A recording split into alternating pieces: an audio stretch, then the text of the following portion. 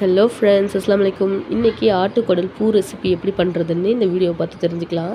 அதுக்கு முன்னாடி என் சேனலை மறக்காமல் லைக் பண்ணுங்கள், ஷேர் பண்ணுங்கள், சப்ஸ்கிரைப் பண்ணுங்கள். பக்கத்தில் உள்ள பெல் ஐக்கானே கிளிக் பண்ணிக்கோங்க. ஆல்ரெடி ஆட்டுக்குடல் பூ எப்படி அந்த குடல்லேருந்து எடுக்கணுன்ற வீடியோவை ஃபுல் வீடியோ லிங்க் போட்டிருப்பேன், அதை பார்த்து தெரிஞ்சுக்கோங்க.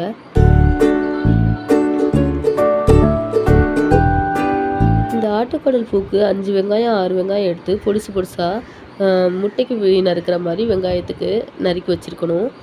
அதுக்கப்புறம் ஒரு சட்டியில் தேங்காய் எண்ணெய் ஆட் பண்ணிட்டு அந்த வெங்காயத்தை தட்டிட்டு நல்லா வெங்காயம் கண்ணாடி பதம் வர அளவுக்கு வதக்கி எடுத்துக்கணும். இந்த ரெசிபிக்கு நம்மளுக்கு இஞ்சி பூண்டு பேஸ்ட்டோ பட்டை ஏலக்காவோ எதுவுமே தேவை கிடையாது. இந்த மாதிரி கண்ணாடி பதம் வந்ததுக்கப்புறம் நம்ம 1 டேபிள் ஸ்பூன் அளவுக்கு மஞ்சத்தூள் ஆட் பண்ணிக்கிறோம். ஆட் பண்ணிவிட்டு அதையும் நல்லா வதக்கி விட்டுக்கிறோம். அதுக்கப்புறம் எடுத்து வச்சுருந்த ஆட்டுக்குடல் பூவை நம்ம இதோடு தட்டிடணும். ஆட்டுக்குடல் பூ கம்மியாக இருக்கிறனால இதுக்கு வெங்காயம் போட்டால் தான் ரொம்ப டேஸ்ட்டாக இருக்கும். அதனால தான் நிறைய வெங்காயம் நம்ம அரிஞ்சு இதில் சேர்த்துருக்கோம். சின்ன வெங்காயம் சேர்த்துக்கிட்டா இன்னும் ரொம்ப சூப்பராக இருக்கும், உடம்புக்கும் ரொம்ப நல்லது. இந்த ஆட்டுக்குடல் பூவுக்கு விசில் போடவோ இல்லை சட்டியில் தண்ணி ஊற்றி மூடி போட்டு வேக வைக்கவோலாம் தேவையில்லை. 2 நிமிஷம் அந்த வெங்காயத்தோட வதக்குனா போதும், நல்லா வெந்துடும். சூப்பராக இருக்கும். இதை சாப்பிட்டு பார்க்கும்போது ரொம்ப டேஸ்ட்டாக இருக்கும்.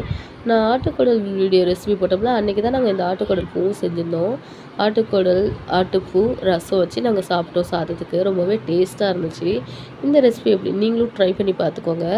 அதுக்கப்புறம் ஃபைனலாக அடுப்பு ஆஃப் பண்ணதுக்கப்புறம் 1 டேபிள் ஸ்பூன் அளவுக்கு பெப்பரும் 1 டேபிள் ஸ்பூன் அளவுக்கு உப்பும் போட்டுக்கோங்க. போட்டு இந்த பதம் வந்ததுக்கப்புறம் அடுப்பு ஆஃப் பண்ணிட்டு சர்வ் பண்ண வேண்டியதான். அவ்வளோதான் ஃப்ரெண்ட்ஸ், ஆட்டுக்குடல் பூ ரெசிபி ரொம்ப ஈஸி. இதை நீங்கள் வயிற்று புண்ணுக்கு ரொம்ப நல்லது, பெரியவங்களுக்கும் ரொம்ப நல்லது, குழந்தைங்களுக்கும் ரொம்ப நல்லது. இதை ட்ரை பண்ணி பார்த்துட்டு எப்படி இருக்குன்னு கமெண்ட் பண்ணுங்கள். அஸ்ஸலாமு அலைக்கும்.